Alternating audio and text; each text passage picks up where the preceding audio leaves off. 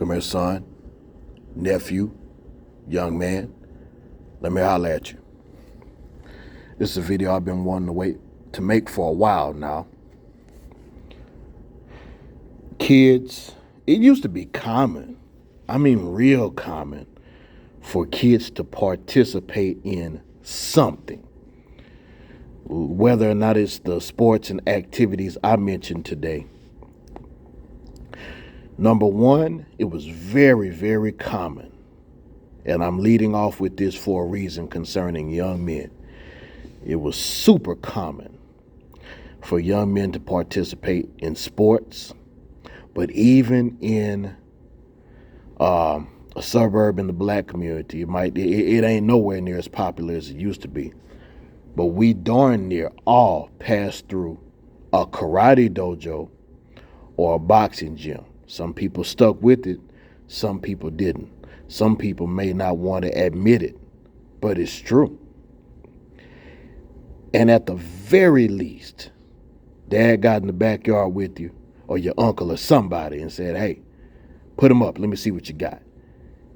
And just did a little light contact sparring or something like that in a playful manner. Dads would pick their sons up and kind of, wrestle with them and things of that nature. And, kids played tackle football early. We used to have a very serious little league. The local area park and recreation commission had a great little league. That's where the karate dojos were at, because a lot of parents would just keep them in these sports year round. Karate, football, basketball, and there was a boxing gym too, like I said. And that led to some character traits in society. Number one, people were way more respectful. Number two, you saw way less guns because people could take care of themselves. And, we didn't have any, we didn't really have bullies. If we had bullies, either A, people know how to deal with their own bullies, or B, somebody would say, you know what, Mr. Bully, I tell you what, since you want to pick on that person, how about you pick on me? And the bullying would cease. We didn't have too much of that. As a result, you had way less suicides and way less depression, because not only did people not have folks bullying them and harassing them and making life uncomfortable, group activities as the ones I've mentioned build character, and they build self-confidence and self-efficacy. That's the confidence in knowing that you can do something, that you can accomplish and achieve something. People used to make sure that their kids got to these activities.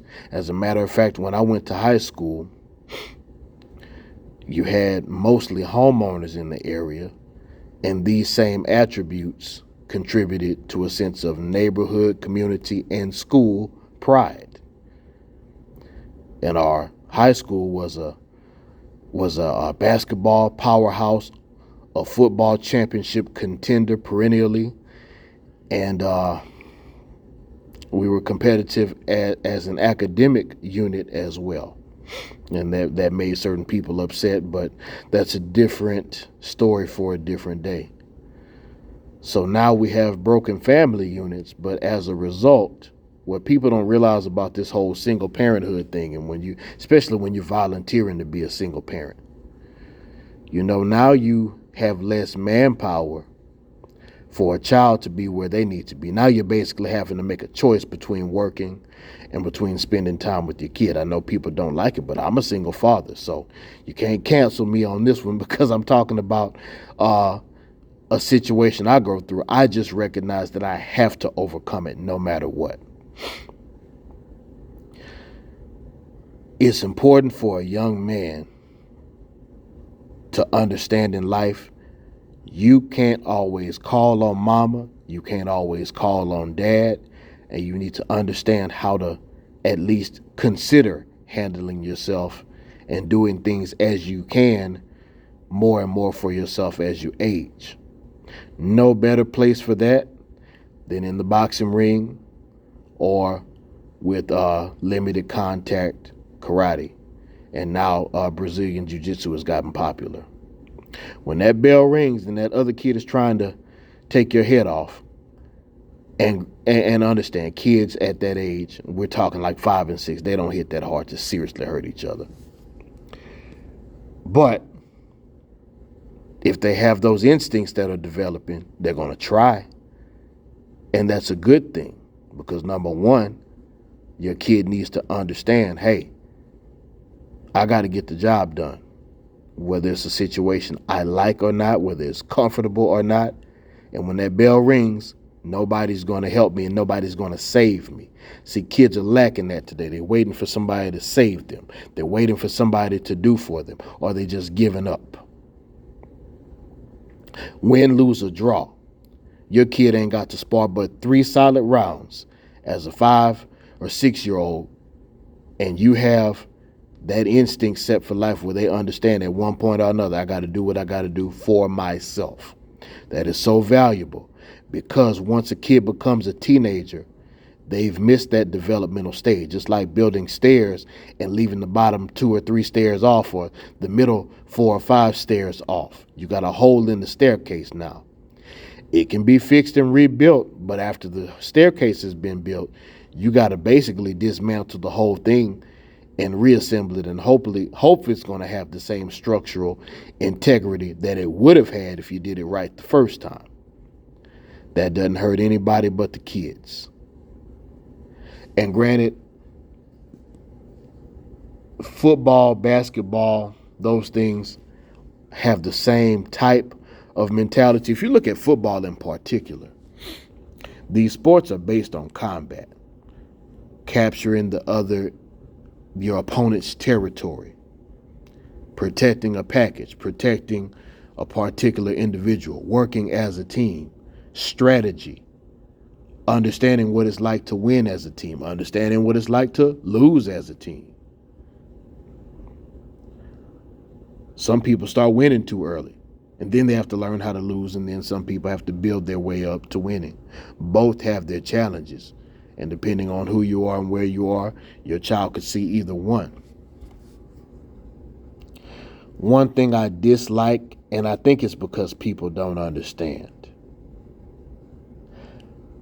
Some people will call themselves trying to punish a child who's not performing academically or behaving well by saying, I'm going to take your sport or your activity from you. No.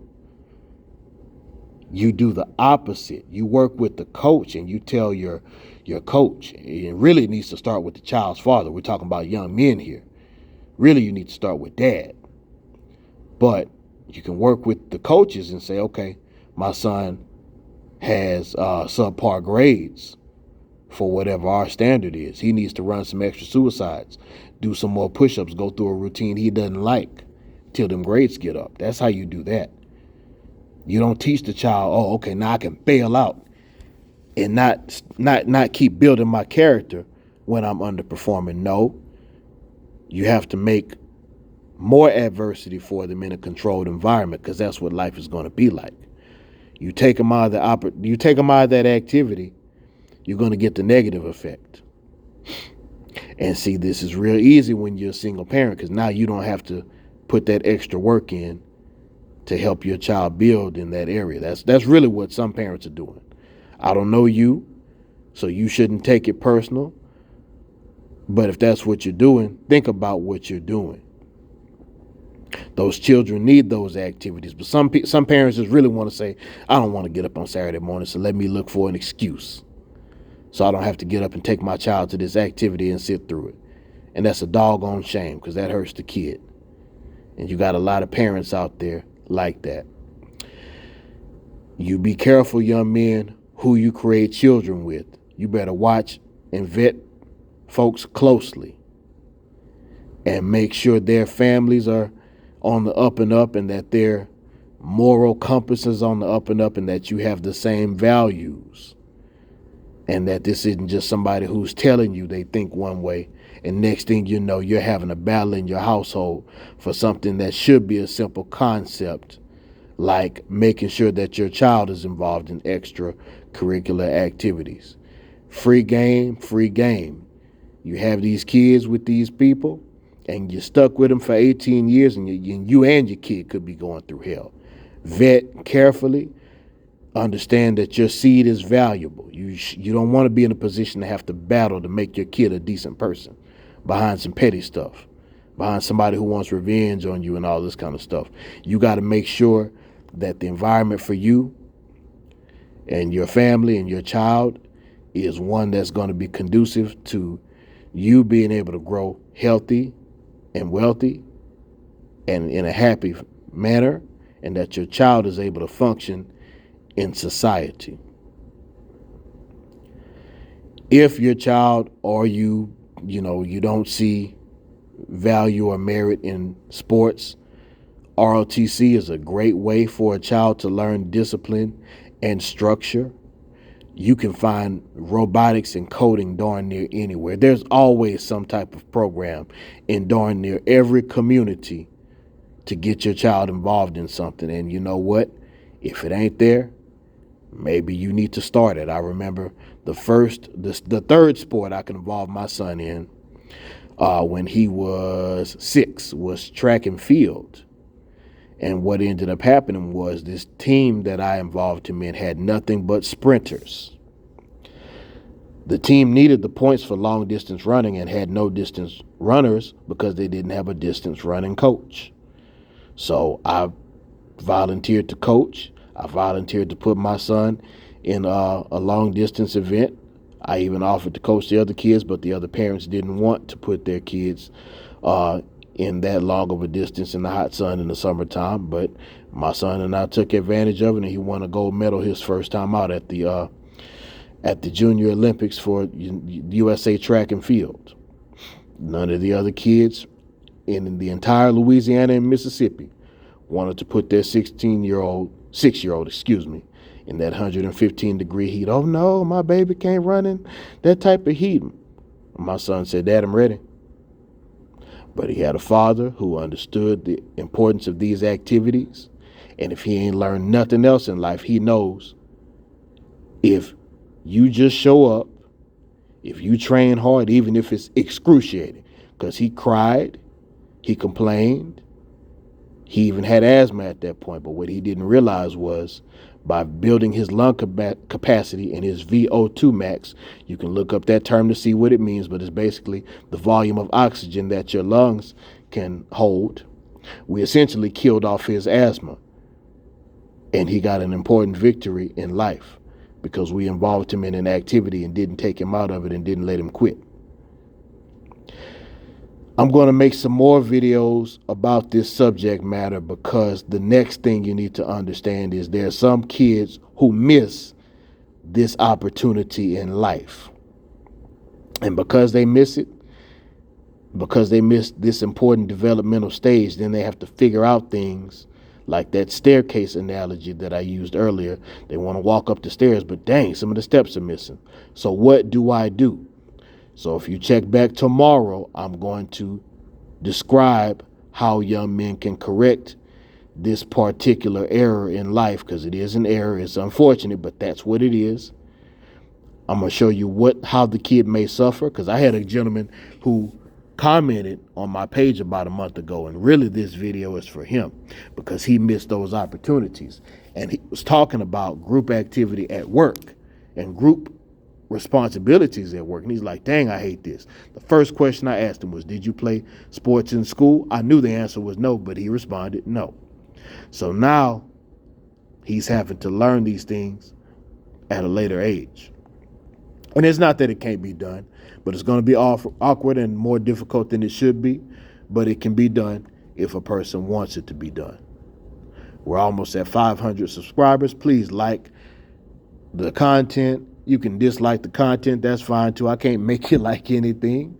Make your comments. Please make comments. Please be respectful also, though. Share the content because I guarantee you there's young people who need this information. I look at them every day and I know what I'm talking about. I've been doing this for 15 years. I have multiple degrees in the subject matter. I've even done work in counseling in the mental health field. And as always, never lose the will to win and never lose the will to survive.